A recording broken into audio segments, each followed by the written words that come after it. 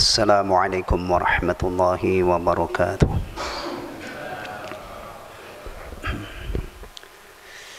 Bismillahirrahmanirrahim. Alhamdulillahilladzi hadana lihadza wa ma kunna linahtadiya laula an hadana Allah. Wa asyhadu an la ilaha illallah wahdahu la syarika lah. Wa asyhadu anna Muhammadan 'abduhu wa rasuluhu la nabiyya ba'dah. Arsalahu Allahu bil haqqi basyiran wa nadhiran baina yaday as-sa'ah. Wa man yuti'illaha wa rasulahu faqad rasyad. Wa man ya'sillaha wa rasulahu fa innahu la yadurru illa nafsah wa la yadurru Allah ta'ala syai'an. Allahumma fassalli wa sallim wa barik alaihi wa ala alihi wa azwajihi wa dhurriyyatihi wa sahabatihi wa man tabi'ahum bi ihsanin ila yaumiddin. Amma ba'd. Jemaah sekalian, ikhwatal iman rahimani wa rahimakumullah. Alhamdulillah, Allah tabaraka wa ta'ala al-muhyi wal mumit masih memberi kesempatan kepada kita untuk menambah ibadah kita kepada Allah Subhanahu wa ta'ala. Alhamdulillah, di waktu maghrib ini kita dimudahkan oleh Allah, diberi pertolongan oleh Allah Subhanahu wa ta'ala. Kita bisa menunaikan salat berjamaah dan kita lanjutkan menelaah kitab Mukhtasar Syu'abil Iman. Insyaallah malam ini kita akan telaah bersama bagian iman atau cabang iman yang ke-17.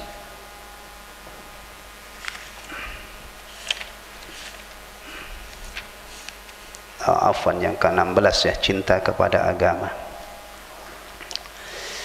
Ikhwatal iman rahimani wa rahimakumullah. Judul aslinya ya, dalam kitab Mukhtasar Syu'abil Iman ini adalah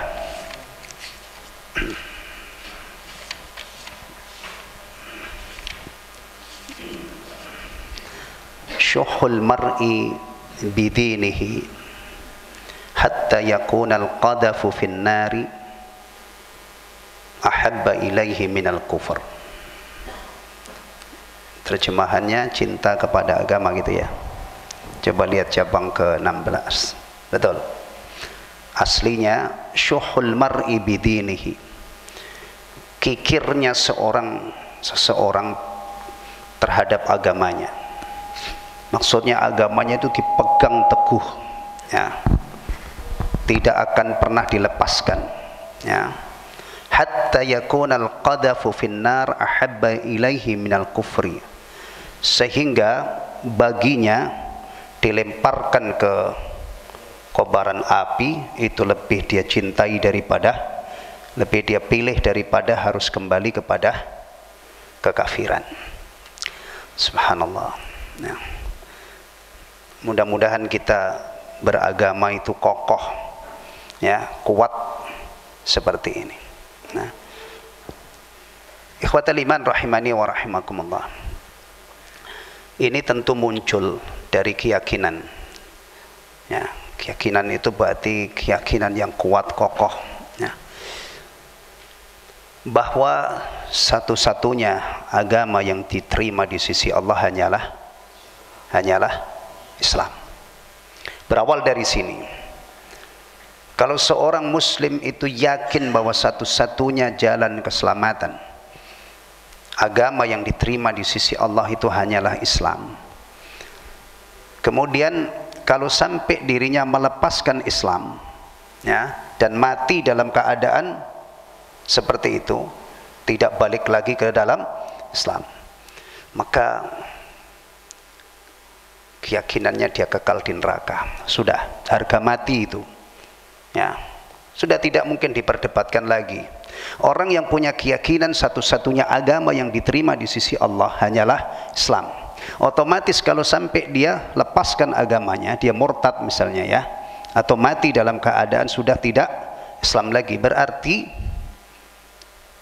sudah tidak mungkin dia bahagia semenjak dicabut nyawanya itu, naudzubillah, sampai tidak ada batas akhirnya. Taib. Ini yang pertama.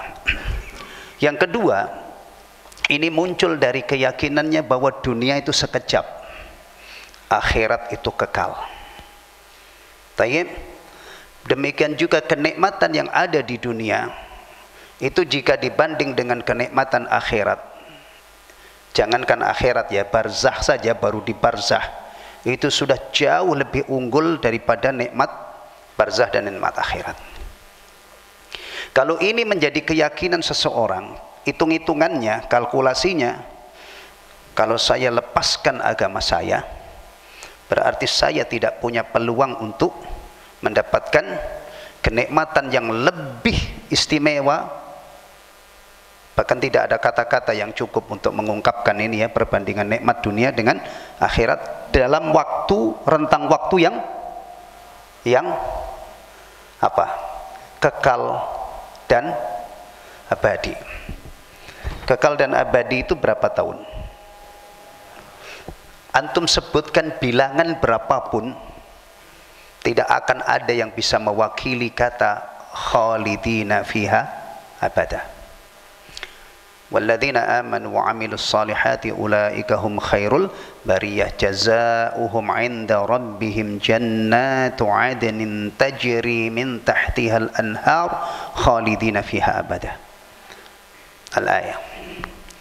Nah, ikhwatal iman, fenomena orang begitu mudah melepaskan Islamnya, murtad, itu salah satu penyebabnya, salah satu ya. Tentunya penyebab yang utama ya karena dia disesatkan oleh Allah gitu ya. Tapi sebab utamanya karena tidak adanya akidah ini.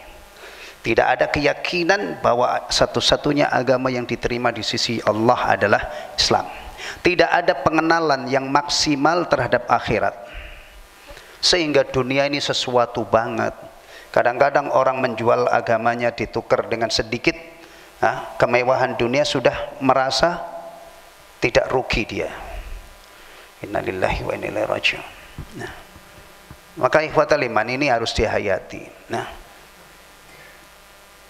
sebenarnya Rasulullah Sallallahu Alaihi Wasallam itu sudah mengajarkan umatnya yang sangat beliau pikirkan kebahagiaan dan keselamatannya dunia dan akhirat. Bagaimana mereka itu supaya tahu bahwa dunia itu nilainya sedikit banget dibanding dengan akhirat. Rasulullah itu pengajar ulung, pengajar yang punya cara-cara yang luar biasa. Bagaimana Rasulullah itu mendidik umatnya supaya zuhud. Ketika diberi kesempatan di hidup di dunia ini, dia tidak lupa akhirat. Zuhud itu dalam jangan antum artikan bahwa orang tidak mau dunia, tidak mau ngembel dunia ya, kemudian hidup gembel, kemudian bukan itu. Zuhud itu adalah orang diberi kesempatan oleh Allah hidup di dunia ini, tapi dia tidak melupakan akhirat. Justru hidupnya ini digunakan untuk menyiapkan bekal akhiratnya. Bisa saja orang yang sangat kaya raya, bahkan sahabat-sahabat Nabi itu yang dijamin masuk surga orang-orang kaya. Abdurrahman bin Auf, ya kan? Siapa lagi? Utsman bin Affan sebelum Abdurrahman bin Auf tentunya, radhiyallahu anhuma. Kalau antum fahami zuhud itu orang yang anti dunia, tidak mau mengambil dunia, maka Utsman bin Affan bukan orang yang zuhud. Abdurrahman bin Auf bukan orang yang zuhud. Kalau zuhud itu dimaknai orang yang tidak mau mengambil, menikmati dunia ini, Rasulullah bukan orang yang zuhud. Rasulullah istrinya banyak, betul kan? Juga Rasulullah SAW kadang-kadang berkenan makan apa? Daging kambing, daging, ya. Maka fahami baik-baik, Rasulullah SAW itu telah mendidik umatnya dengan berbagai macam cara. Yang pertama, beliau pernah dengan rombongan sahabat-sahabatnya menemukan seekor anak kambing yang cacat, mati, bangkai ya, ditenteng oleh Rasulullah begini, siapa ini yang mau membeli ini satu dinar ya, 1 dirham? Siapa? Sahabat, ya Rasulullah, Siapa di antara kami yang mau? Udah bangkai cacat lagi. Bahkan kalau hidup aja kami nggak mau. Ketahuilah bahwa dunia itu lebih hina daripada ini. Tiba-tiba umatnya sekarang itu dikasih kesempatan. Dunia itu sesuatu banget. Sampai kadang-kadang nggak sholat, nggak jumatan, nggak ingat lagi halal dan haram. Seakan-akan Rasulullah itu tidak pernah mendidik umatnya untuk jangan rakus kamu terhadap dunia. Apalagi yang antum ingat apa? Rasulullah membuat permisalan antara perbandingan antara dunia dengan akhirat. Dunia itu jika dibandingkan dengan akhirat tak ubahnya seperti seseorang di antara kalian yang mencelupkan, kalau ini cuma gelas ya, berapa cc celup, samudra. Kemudian ketika jarinya ditarik, itu air yang menempel ini, entah beberapa tetes ya, ini nilai apa? Dunia. Sementara lautan itu, coba kira-kira kalau ada pakar matematika disuruh membuat perbandingan ini yang nempel ini dengan lautan, itu kira-kira seperberapa? Allahu Akbar. Tapi kadang-kadang orang terfitnah dengan dunia sampai lupa ya kepada yang halal dan haram. Bahkan kadang-kadang yang lupa itu bukan orang miskin yang kelaparan, orang yang sudah punya gaji besar, seluruh kebutuhannya juga sudah dikasih tunjangan, sampai yang belum terjadi pun sudah ada dananya yang siap. Kalau tunjangan kesehatan itu kan nanti dipakainya kalau apa? Itu kadang-kadang masih innalillahi wa inna ilaihi raji'un. Ya. Kalau orang Islam itu faham ini dan dia punya keyakinan saya tidak mungkin bahagia nanti di barzakh, di akhirat kalau saya tidak mati dalam keadaan muslim. Bayangkan. Maka orang-orang yang punya keyakinan ini seperti yang dikhabarkan oleh Rasulullah, ditangkap, digalikan lubang, digergaji, terbelah dua, lepas nggak agamanya? Lepas nggak? Enggak. Subhanallah. Baik, kita telaah dulu apa yang dituangkan di sini, kemudian nanti kita tambahi dengan cerita-cerita heroik ya, bagaimana orang-orang yang istiqamah ya, meskipun dihadapkan di ultimatum, dihadapkan pada siksaan-siksaan yang berat, tapi mereka tadi dia pertahankan agamanya, dia pegang teguh tidak lepas. Syuhul mar'i bidinihi hatta yakunal qadafu finnar ahabba ilaihi minal kufr. Persis keadaannya seperti yang disebutkan di sini. Dia pelit dengan agamanya, dia pegang teguh ya, sampai-sampai kalau dilemparkan ke kobaran api itu lebih dia pilih daripada harus murtad, harus kembali kepada kekafiran. Baik, ikhwatal iman rahimani wa rahimakumullah, silakan antum buka halaman 43 ya. Seseorang cinta kepada agamanya sehingga dilemparkan ke bara api lebih dia cintai daripada kekufuran. Sebagaimana disebutkan dalam hadis yang diriwayatkan Al-Bukhari dan Muslim dari Anas bin Malik radhiyallahu an, bahwasanya Rasulullah sallallahu alaihi wasallam bersabda, "Thalathun man kunna fihi wajada halawatal iman." Ada 3 perkara yang barang siapa memilikinya, dia akan merasakan manisnya iman. Yang disebutkan yang kaitannya dengan bab saja. Wa an yulqa fin nari ahabba ilaihi min an yarji'a ilal kufri ba'da an anqadahu Allahu min. Dilemparkan ke api lebih dia cintai daripada kembali kepada kekafiran setelah Allah menyelamatkannya darinya. Itu perhatikan ya, setelah Allah menyelamatkan darinya dari kekafiran, setelah mendapatkan hidayah dari Allah. Ini penting banget ini ya. Antum-antum yang punya anak-anak yang baik-baik, soleh-soleh, jangan lupa ya. Oh, siapa bapaknya? Biasanya kalau baik-baik itu ke bapak ya. Kalau anaknya bandel, ibu sih. Ikhwatal iman, antum lupa, anak kita baik pada mau rukuk, sujud, pada mau belajar, itu taufik dari Allah, hidayah dari Allah. Ini tadi redaksinya. Setelah Allah menyelamatkan darinya. Termasuk kita ini, kita bisa sujud, kita bisa taat kepada Allah. Ini berkat taufik dari Allah Subhanahu wa taala. Ya.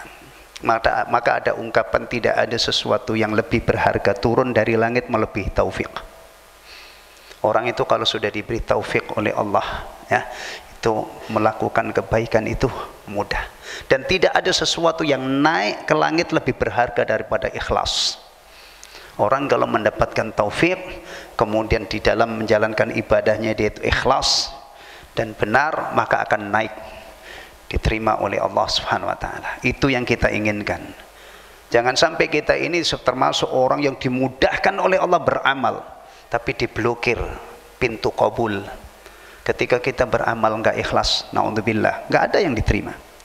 Cukup mengingatkan kita hadis tentang ria, ya, bahayanya ria. 3 golongan yang disebutkan oleh Rasulullah. Yang satu mati di medan jihad, yang seharusnya dia dapat ganjaran syahid, tapi karena perangnya itu hanya untuk mencari pujian, dia sebagai orang pemberani ditolak, gak dapat ganjaran, dilemparkan ke neraka. Yang kedua, orang yang Masya Allah dikaruniai oleh Allah Al-Quran, bisa saja dia hafid, gencar membaca siang malam, ya, tapi sayang dia membacanya hanya untuk mencari pujian bi annahu qari. Dan itu sudah pasti, apalagi di zaman sekarang. Zaman sekarang itu banyak orang tidak bisa baca Quran. Ketika ada yang pandai baca Quran, pasti dipuji-puji orang. Ya, kalau dia niatnya nyari pujian, pasti dapat. Nah, dilemparkan ke neraka. Yang satu Masya Allah, orang diberi kelapangan rizki luar biasa. Nah, sudah dermawannya sudah luar biasa, tapi sayang kedermawanannya juga tidak ikhlas karena Allah, tapi untuk mencari pujian, mencari pengakuan bahwa dia orang yang dermawan. Tiga-tiganya dilemparkan ke neraka gara-gara riya. Baik. Ini juga mengingatkan para dai, ya. Kalau seandainya dia berdakwah kemudian banyak orang yang mau mendengar, jangan jangan lupa ini. Itu Allah Subhanahu wa taala yang menjadikan orang itu mau mendengar, mau menerima. Ya. Makanya Rasulullah sallallahu alaihi wasallam, antum ingat ketika anak seorang Yahudi, remaja anak Yahudi sakit parah, beliau besuk. Kemudian didakwai oleh Rasulullah. Ternyata bapaknya yang Yahudi ini merestui, ati Abul Qasim. Taati Abul Qasim. Kemudian anak remaja ini bersyahadah. Setelah syahadah wafat, apa yang diucapkan oleh Rasulullah sallallahu alaihi wasallam? Alhamdulillahilladzi anqadhahu minan nar. Rasulullah memuji Allah, segala puji bagi Allah yang menyelamatkan anak ini dari neraka, karena yang memberi hidayah anak ini adalah Allah. Maka perhatikan antum yang guru-guru, yang khatib, yang penulis, yang siapa saja. Kalau seandainya apa yang antum lakukan itu diterima orang, itu Allah Subhanahu wa taala yang membukakan hati orang itu. Ya. Ya. Ini tolong di ini. Karena kadang-kadang kebablasan kita itu. Ya. Kadang-kadang kebablasan. Ada orang yang menganggap, wah, anak saya kalau di pesantren ini pasti apa? Soleh. Mana ada pesantren yang menjamin soleh itu mana? Semuanya di dunia ini hanya berusaha. Yang menentukan hanyalah Allah Subhanahu wa taala. Ya. Jangankan cuman hanya gelar kesarjanaan, ya. Mukjizat saja, mukjizat. Kan tidak mungkin ada orang sekarang punya mukjizat, kan? Tidak menjamin orang beriman, tidak menjamin. Apalagi cuman penguasaan materi yang bagus, tidak menjamin. Rasulullah itu kurang apa? Ya, akhlaknya luar biasa, toh pamannya sendiri. Ini menjadi ibrah buat kita. Rasulullah sallallahu alaihi wasallam melihat kenyataan, Allah takdirkan pamannya ternyata tidak masuk Islam. Ya. Tayyib. Kemudian berikutnya disebutkan dalam hadis yang diriwayatkan Imam Muslim bahwasanya seseorang meminta kepada Rasulullah sallallahu alaihi wasallam, kemudian beliau memberinya kambing di antara 2 gunung. Ini ya. Ini Nabi kita, ya. Nabi kita itu dermawannya nggak kira-kira. Itu kadang-kadang umatnya yang dikasih harta nggak mau bayar zakat. Zakat itu wajib, bahkan rukun Islam. Duitnya banyak nggak mau bayar zakat. Mungkin juga ada yang punya ternak juga nggak mau bayar zakat. Padahal Nabi SAW ada orang minta dikasih kambing banyak banget. Ini bukan zakat, ini tatawwu, ini dermawannya Nabi SAW. Setelah itu dia datang kepada kaumnya seraya berkata, aslimu fa wallahi inna Muhammadan la yu'ti ata'an la yakhaful faqah. Masuk Islam kalian, masuk Islam kalian. Nah, jadi apa ini namanya? Juru kampanye ya, kampanye ngajak kepada Islam.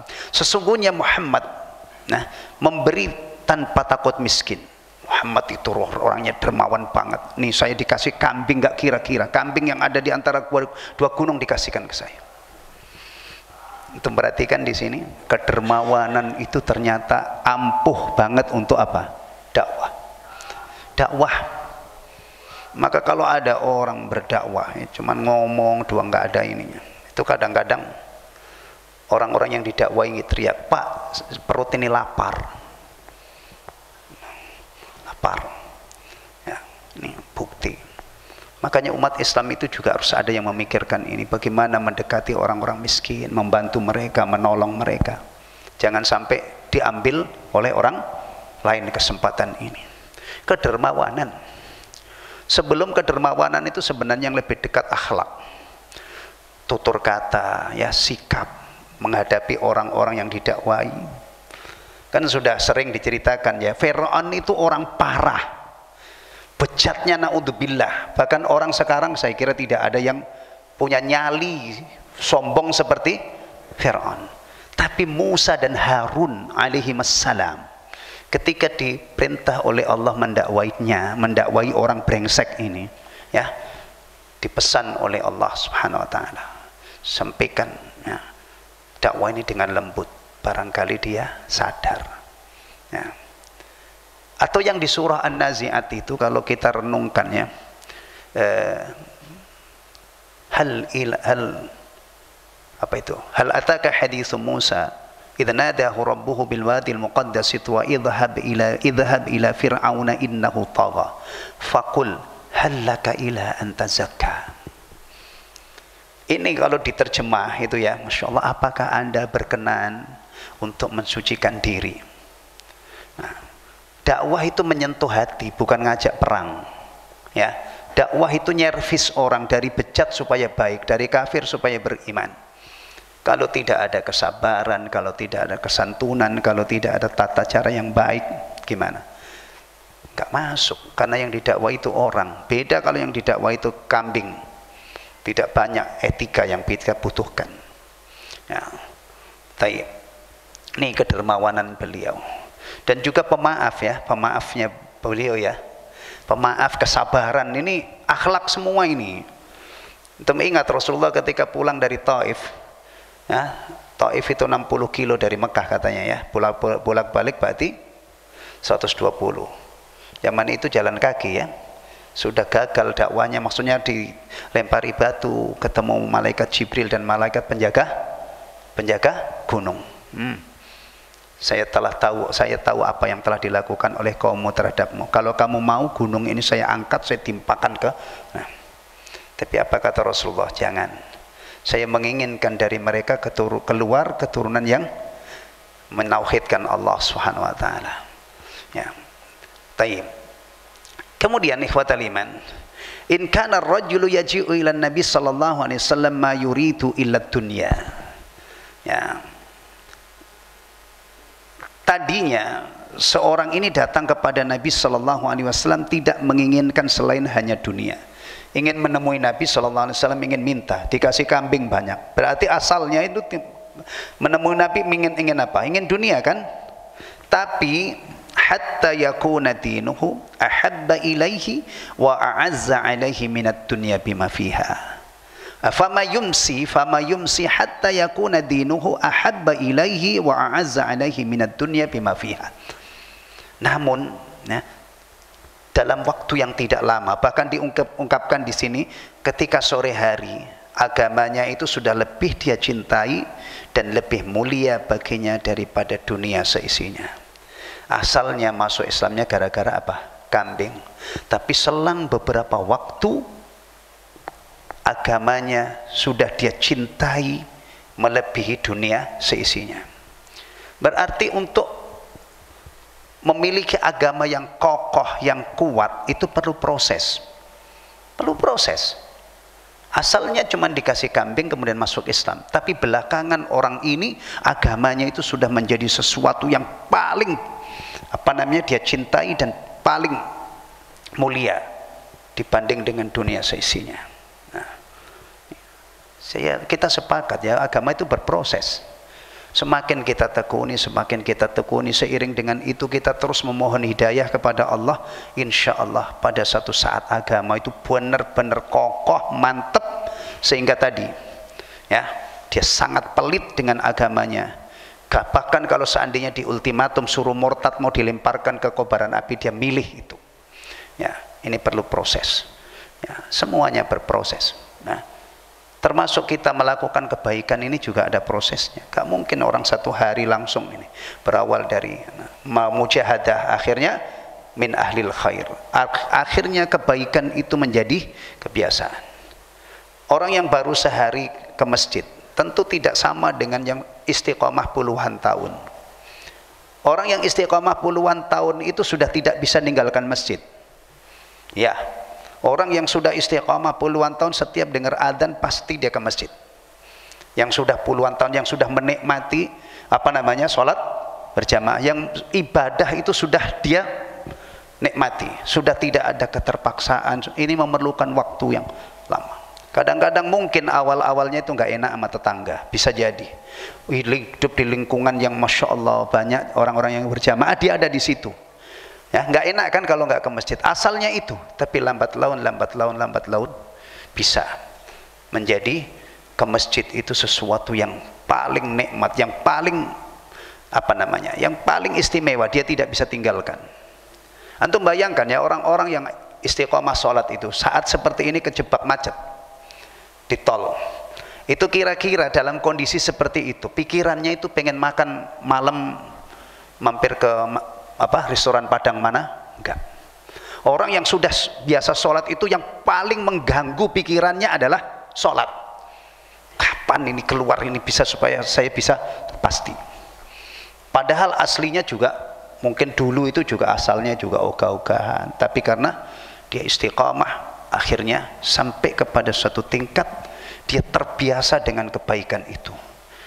Apalagi kalau dilandasi dengan ilmu, dilandasi dengan akidahnya tentang sholat, dan tentunya yang lebih utama dari semua itu taufik dari Allah Subhanahu wa taala. Tayyib. Kita cari contoh-contoh yang lain ya. Kenal Ashabul Kahfi? Ashabul Kahfi. Innahum fityatun amanu bi rabbihim wa zidnahum huda. Ashabul Kahfi ini keren banget ini kalau diceritakan sekarang ini. Karena sekarang ini umumnya anak-anak muda itu susah untuk istiqomah. Boro-boro berkorban sampai seperti Ashabul Kahfi. Ashabul Kahfi itu kalau secara bahasa apa? Penghuni goa ya, ashab. Bisa ada penghuni goa. Tidur di goa berapa? 309 tahun. Nah ini kalau orang beriman itu dalam hitungan detik selesai. Allah yang maha kuasa menidurkan mereka 309 tahun. Udah, nggak usah dilakukan pendekatan yang rumit dari ilmu pengetahuan. Nah, kita itu kalau urusan-urusan iman itu juara. Ya, iya. Orang lain itu baru membahas, kita sudah percaya. NASA, ilmuwan NASA baru membahas kemungkinan matahari terbit dari barat. Alhamdulillah sebelum saya disunat saya sudah yakin itu.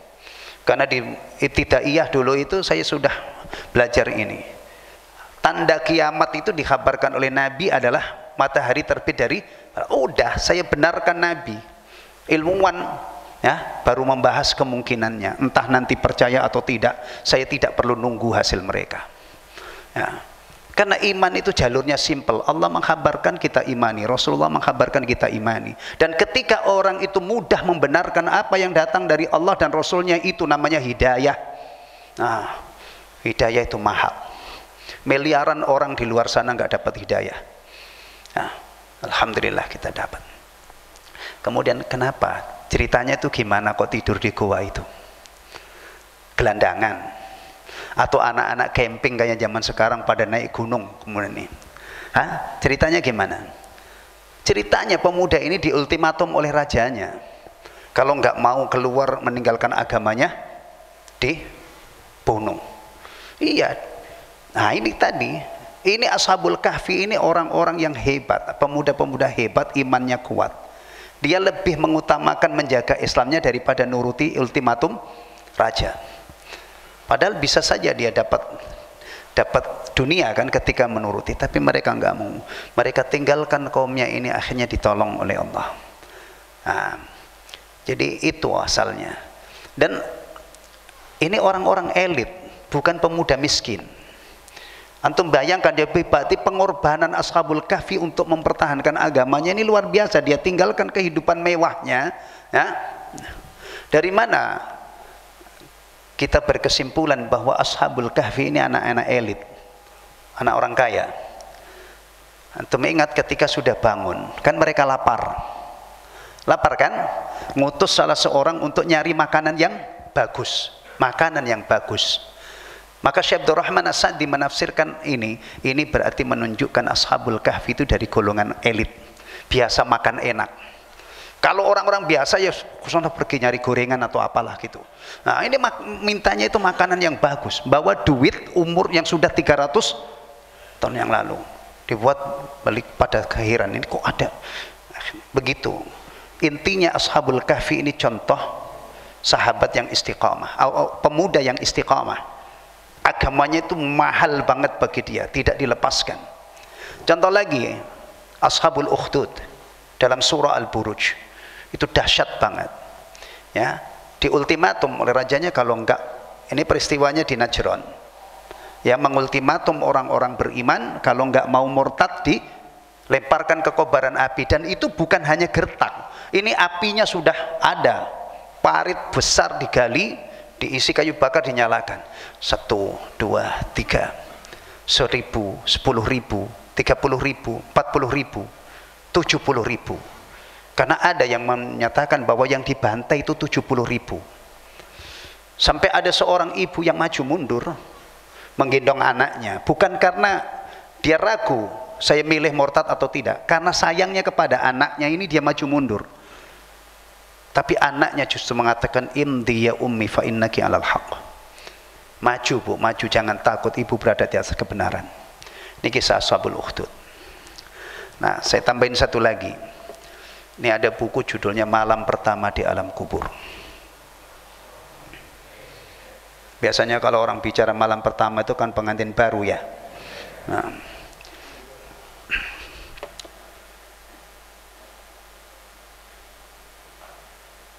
malam pertama di alam kubur. Ustadz kita, Ustadz Hamzah Hafidh rahimahullah, kemarin berarti malam pertama.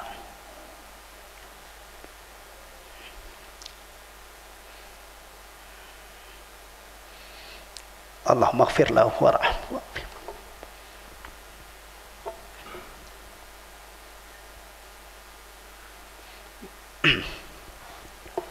Mudah-mudahan beliau diteguhkan iman dan Islamnya oleh Allah Subhanahu wa taala, sehingga lulus dari fitnatul qabr dan kuburannya menjadi raudhah min riyadil jinan. Baik, ini ada cerita Abdullah bin Khudafah. Abdullah bin Khudafah ini dinukil dari Ibnu Katsir rahimahullah. Ini terjadi di zaman Umar bin Khattab radhiyallahu an, perang dengan Romawi. Ada tentara-tentara Islam yang ditawan oleh Romawi, namanya Abdullah bin Khudafah salah satunya. Ditawari murtad oleh pemimpin Romawi. Masya Allah, dikerayu, ya, masuklah kamu ke dalam Nasrani, kau akan kubebaskan. Abdullah menolaknya. Raja mendesak lagi, masuklah kamu ke Nasrani, akan aku beri separuh kekuasaanku. Masya Allah. Digoda dengan apa ini? kekuasaan ya. Biasanya orang itu kalau sudah nangkring di kekuasaan itu yang lain ngikut ya kan. Mau wanita gampang, mau duit melimpah gitu ya. Masya Allah. Tapi subhanallah dia luar biasa ketegawannya. Demi Allah, andai saja kamu berikan seluruh kekuasaanmu dan kekuasaan nenek moyangmu kepadaku, bahkan seluruh kekuasaan Arab dan Ajam, aku tidak akan sudi untuk keluar dari Islam. Oh, keren banget ya ini. Masya Allah, ini dan orangnya ini masih muda ini. Keren banget lah. Anak-anak muda sekarang itu sangat membutuhkan cerita seperti ini supaya punya semangat ya. Taib. Lalu raja memerintahkan pasukannya untuk menyalib. Abdullah bin Khudafa disalib. Kemudian pasukan pemanah disuruh memanah, tapi tidak boleh kena, hanya untuk apa namanya, nakut-nakutin. Setelah itu dilakukan, dia tetap tidak mau murtad dan tidak takut mati. Kemudian raja mengubah rayuannya ya. Kemudian mengubah apa namanya, intimidasinya kepada Abdullah bin Khudafah ini. Dia dipenjara, tidak dikasih makan sampai hampir mati. Maka disuguhkanlah khamr dan daging babi. Khamr dan daging babi. Beliau mengatakan, demi Allah, saya tahu bahwa daging babi dan khamr ini seandainya saya makan itu halal bagi saya. Kenapa? Kenapa? Darurat kan? Darurat. Demi Allah, saya tahu kalau seandainya saya makan ini saya tidak berdosa. Tetapi aku tidak ingin orang-orang kafir itu bersorak gembira karenanya. Nah, akhirnya dia tahan laparnya itu. Tapi rajanya juga tidak membiarkan mati, akhirnya dikasih makan. Kemudian didatangkan wanita